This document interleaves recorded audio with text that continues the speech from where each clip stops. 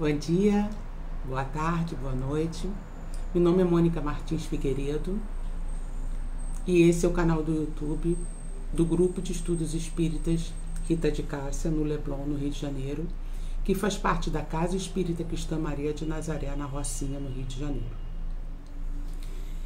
Nós estamos aqui hoje para refletir sobre um trecho do Livro dos Espíritos, sobre um trecho do Evangelho segundo o Espiritismo,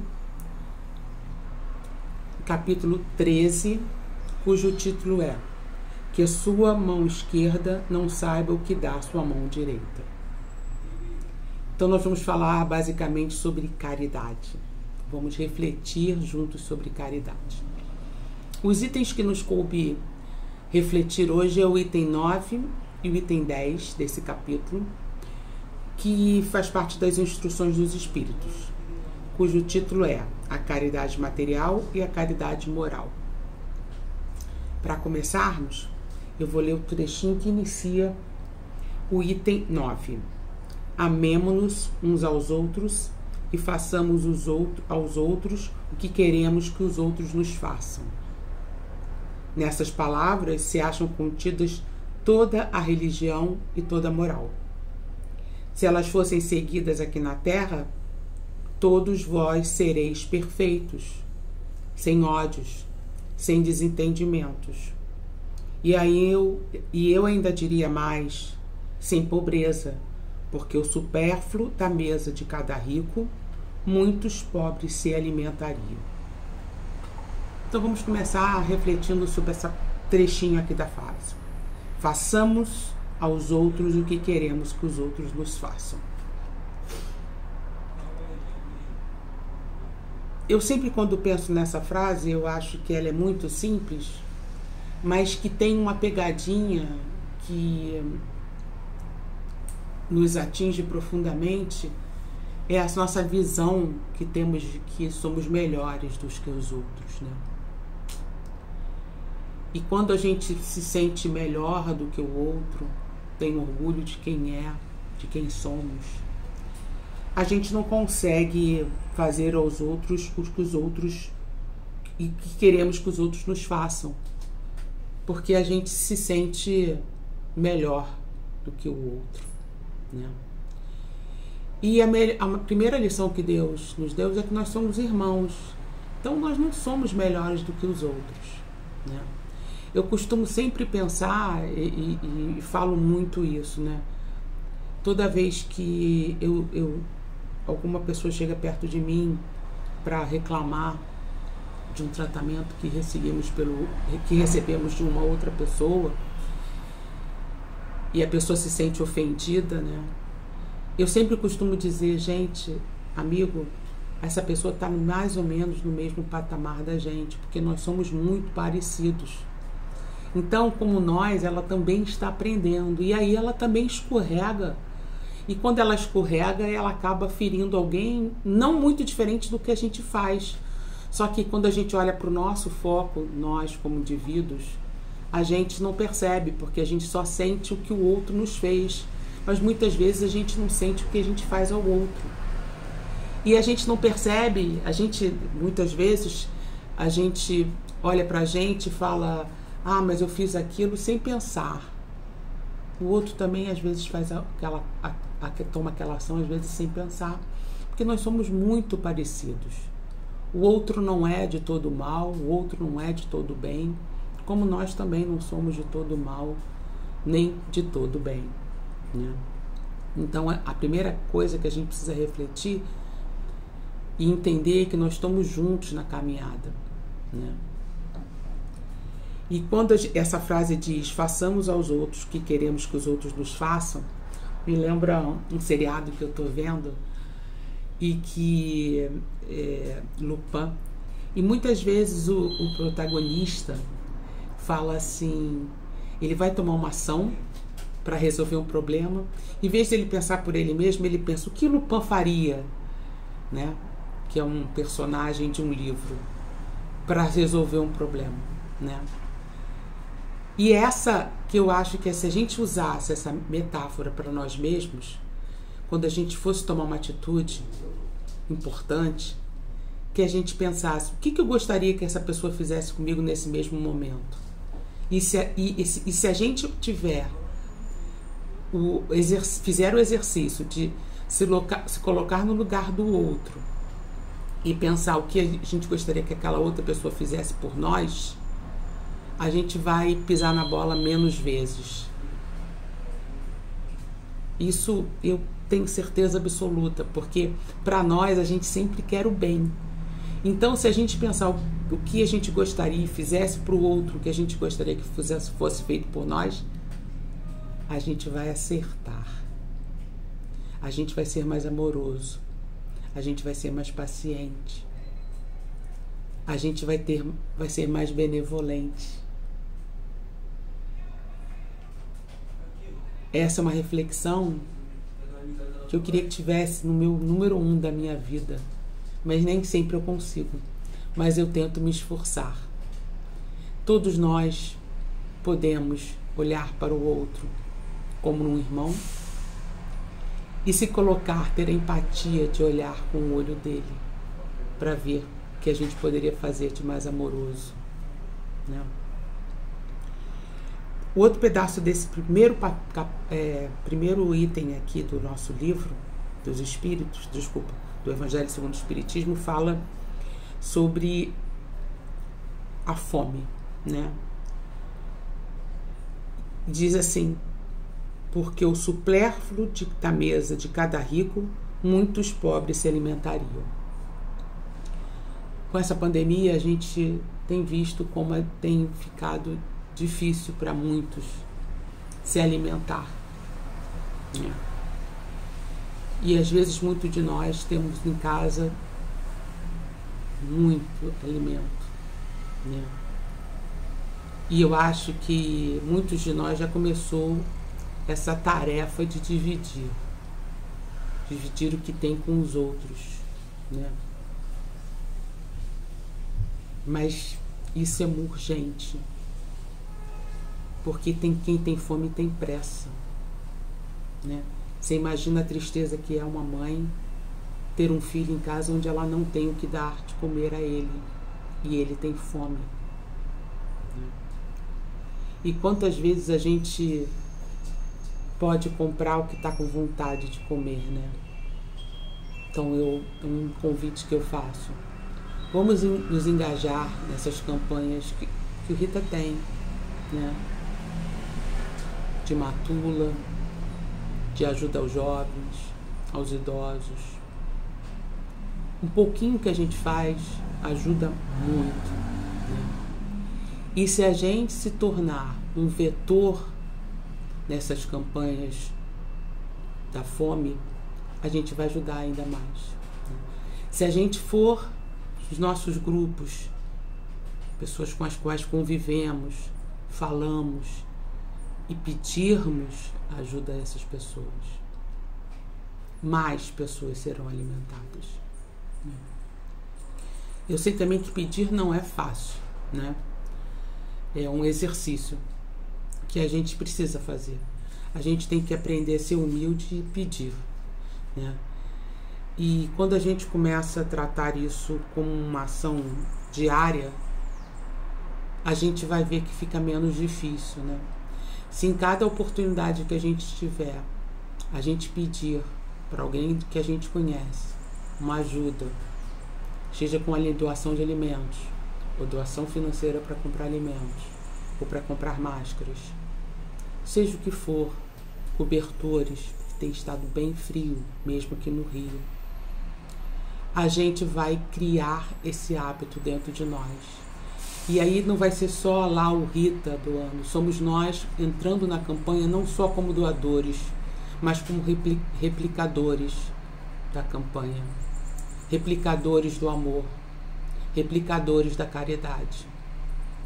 É um exercício, mas esse exercício, ele não é difícil de ser feito quando a gente começa, né?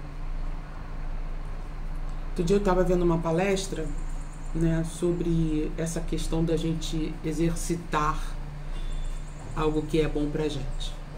Por exemplo, caminhar, né? quando a gente começa a caminhar, a gente se põe em movimento, que faz bem para o coração. A gente, primeiro dia é difícil, segundo dia mais ainda, porque a gente está cansado do dia anterior, e às vezes está chovendo, o tempo não está bonito. Mas quando a gente coloca no sangue o benefício da caminhada, toda vez que, quando a gente começa a fazer isso no automático, a gente sente os benefícios e para sair, para caminhar é mais fácil. A mesma coisa é a caridade, né? Quanto mais a gente fizer, acostumar nosso coração a essas ações, mais a gente vai conseguir fazê-las. E ela vai se tornar em nossa vida um hábito, né? Aqui tem alguns trechos muito interessantes para a gente refletir sobre a caridade moral, né? Porque às vezes a gente fala, a gente está aqui falando sobre a caridade material, sobre o alimento, ele é super importante, mas a caridade moral também é super importante. E como é que a gente pode desempenhar essa ação, né, da caridade moral? Primeira coisa que os espíritos nos fazem refletir aqui é que quando a gente desempenha a caridade moral, né, a gente recebe uma bênção muito forte que a gente sequer percebe, né? Vou lembrar um trecho lá de André Luiz, né, que ele chega no plano espiritual e vê uma pessoa super carinhosa com ele, um espírito super carinhoso com ele, e era uma pessoa que ele ajudava sem muito perceber, né? Mas o pequeno bem que ele fazia para essa pessoa quando ele estava encarnado se transformou num grande bem para ele mesmo quando ele desencarnou. E isso acontece o tempo todo nessas pequenas atitudes da gente. Eu não estou querendo dizer isso porque a gente tem que fazer isso pensando já no que a gente vai receber. É para a gente perceber que isso nos faz bem, entender isso, né? Então vamos lá falar sobre a caridade moral. Então, há alguns trechos interessantes que às vezes a gente não percebe, né? Aí o texto fala o seguinte: a caridade moral consiste em suportar uns aos outros. É o que menos fazeis neste mundo inferior em que estáis encarnado. Existe um grande mérito, acreditai, em alguém saber calar para deixar que fale o outro mais tolo. Isso é uma atitude de caridade. Então, muitas vezes, a gente ouve alguém falando coisas tolas, coisas que às vezes nos ferem, e a gente pega e responde. Então, aqui o texto lembra: saber calar para deixar falar o outro mais tolo. Então, quando a gente cala, a gente está sendo caridoso. É uma caridade moral. É um exercício, eu sei, porque muitas vezes a gente responde. Mas calar, outro ensinamento lá de André Luiz, encher a boca com água para não falar, num momento como esses, é sábio. Eu sempre falo, vamos pensar 3 vezes, respirar 3 vezes antes de responder. É sábio. São várias dicas que existem por aí. Porque a gente tem 2 ouvidos e uma boca, que devemos ouvir mais do que falar. Então vamos lá, primeira lição daqui: em alguém saber calar para deixar que que fale o outro mais tolo. Vamos aprender a calar, né? A segunda dica que vem de caridade moral é saber ser surdo quando uma palavra de ironia. Muitas vezes a gente vê algumas ironias e o texto nos convida a saber ser surdo. É diferente de calar, é não ouvir, é não deixar aquilo lhe contaminar por dentro. é não ficar reverberando isso mesmo que a gente esteja calado. Não deixar aquilo entrar no nosso coração e ficar minando as coisas lá dentro. É deixar, saber ser surdo, não ouvir aquelas ironias, não deixar aquelas ironias corroer você por dentro. Isso é caridade moral. Outra lição é não ver o sorriso de menosprezo.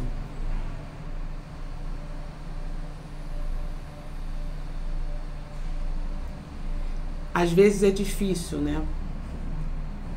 Quando alguém nos trata com desprezo, né? E às vezes isso vem com um sorrisinho que incomoda. Mas não ver esse sorriso, não entender esse sorriso, não captar esse sorriso, não trazer para dentro da mesma maneira como não ouvir, né? Porque quando a gente traz para dentro, a gente mina dentro de nós o amor, o carinho, né? Então, assim, deixar ficar, isso é caridade moral. Depois o texto fala: não considerar os erros do outro é caridade moral. Eu vou voltar naquela coisa que a gente conversou um pouquinho antes, né? Estamos todo mundo no mesmo patamar, né? Muitas vezes a gente se acha melhor do que o outro, mas a gente peca em algumas coisas que o outro não peca. A gente bobeia em umas coisas que o outro não bobeia. A gente está tudo muito parecido, né? E a gente não está aqui a passeio, né? A gente não está nessa situação, nesse momento, sem razão de ser, né? Tem uma razão de ser, né? Então, quando o texto nos sugere não considerar os erros dos outros, a gente não é apoiar o erro do outro, né? É não considerar, né? Não é não julgar, né? Achando, ele faz isso e eu nunca faria. Não considera. Não é se juntar, não é aceitar o erro do outro. É não julgar o erro do outro. Não o penalizar pelo erro do outro. Eu vou fazer isso porque ele fez aquilo. Não. Vamos ser caridosos. Vamos entender que ele também está na caminhada aprendendo. Como nós. A gente não é muito melhor do que eles. Do que ele, do que o nosso irmão. Nós estamos muito parelhos. E esse primeiro texto termina... A irmã Rosália termina, é um texto da irmã Rosália de Paris, 1860, ela termina: lembrai-vos que Jesus disse que somos irmãos, e pensai sempre nessas palavras, antes de repelir um irmão, né? Leproso ou um mendigo. Pensai nos que sofrem, né? A gente anda hoje na rua e vê muita gente em situação difícil, né? E a gente muitas vezes repele essas pessoas, né? Que não é fácil lidar com eles, não é. Mas eles precisam de nossa ajuda, né? No Rita existe a campanha da Quentinha, onde um grupo vai à rua alimentar essas pessoas.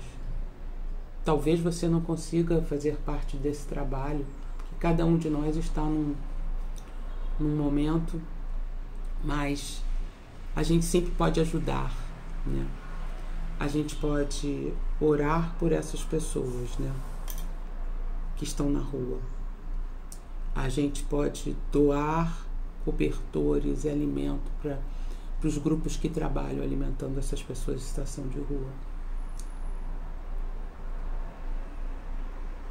A gente pode ter uma palavra de amor para essas pessoas. Vamos olhar para todos na nossa caminhada como nossos irmãos. É esse o convite que Jesus nos faz. né? A segunda parte dessa reflexão é o item 10, né? E o item 10 é de um espírito protetor em Lyon de 1860, né? E eu vou ler o iniciozinho para que a gente já entenda um pouco melhor, né? Usando as palavras que estão no Evangelho. E o item 10 começa assim: meus amigos, tenho ouvido muitos dentre vocês dizerem: como fazer caridade se muitas vezes não tenho nem o necessário? A caridade, meus amigos, se faz de diversas maneiras. Podeis fazê-la por pensamento, por palavra e por ações. Então vamos lá. Por pensamentos. Orando pelos pobres abandonados. Uma prece de coração vai os aliviar. Então, muitas vezes, a gente não consegue estar próximo de um irmão, próximo de alguém que está em dificuldade, mas a gente sabe que o nosso pensamento viaja. Então, quanto mais eu vibrar positivo para aquela pessoa, ela vai receber alívio. Orar, e orar não precisa ser num lugar especial, que hoje a gente não pode ir ao rito, a gente não pode às vezes ir à igreja, a gente não pode ir a um templo, mas vamos nos concentrar no nosso lar para orar por aquela pessoa que está precisando, que está sofrendo. E a gente sabe já que o pensamento viaja e ele vai aliviar o coração. Isso é uma caridade moral. Pensar, vibrar para aquela pessoa, orar para aquela pessoa. Por palavras, dirigindo-os aos vossos companheiros de todos os dias alguns bons conselhos. A gente está nesse momento de distanciamento social e às vezes a gente acha que precisa estar do lado da pessoa para ajudá-la, né? Mas estar disponível já ajuda muito. Estar disponível para conversar ajuda muito. Então vamos pegar o telefone, vamos ligar para as pessoas que a gente sabe que estão precisando de uma conversa. Vamos ouvir o que elas têm para nos dizer. Vamos ouvir quais são as suas dificuldades, pelo que estão passando. Vamos perguntar como você está e realmente esperando ouvir. E quando o Evangelho nos diz para a gente dar bons conselhos, eles têm que ser baseados na nossa coração, né? No amor. O bom conselho é aquele que acalma o coração do nosso próximo. Mas para isso acontecer, a gente tem que se identificar com aquela dificuldade, ouvir pelo que estão passando, estar próximo do coração dessas pessoas que são os nossos irmãos. Na certeza de que a gente sempre pode ajudar. Porque às vezes a gente olha para dentro de nós e fala: eu não sou ninguém, como é que eu posso ajudar? Se a gente está nesse caminho, se a gente conhece essa pessoa, a gente pode ajudar. Não vamos achar que a gente vai incomodar. Vamos ligar. Vamos fazer uma ligação de vídeo. Vamos olhar para ela com carinho. Vamos mandar uma música bonita, uma mensagem. Quem sabe mandar um livro, comprar pela internet e mandar entregar. Um livro desses de boas mensagens. Tudo isso acalma, alivia as dores. São várias maneiras que as palavras podem ajudar.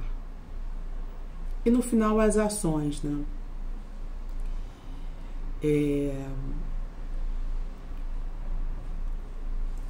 Eu sei que agir às vezes não é de todo fácil, né? Às vezes a gente está no caminho, sabe que precisa agir de uma certa forma e aparecem dificuldades para a gente agir, né?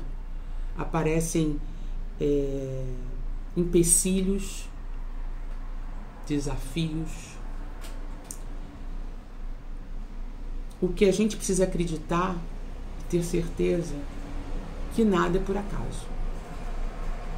Se aparecer essa oportunidade de agir no bem, mesmo que seja difícil, mesmo que apareçam empecilhos, insista, insista, insista.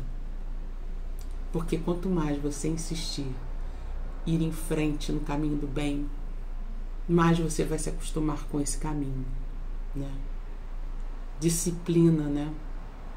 Disciplina dos bons pensamentos, das boas ações, das boas palavras. Essa disciplina alimenta a corrente, né? É que nem quando a gente começa a pedalar a bicicleta e chega uma hora a bicicleta começa a ir mais rápido porque ela vai já no vácuo. É a mesma coisa com a nossa caridade, com o que a gente pode fazer pelo outro. Quanto mais a gente fizer, mesmo que sejam pequenas atitudes, mais a gente vai fazendo e isso vai no vácuo e isso vai crescendo. E a gente vai sentindo bem no nosso coração, no nosso íntimo.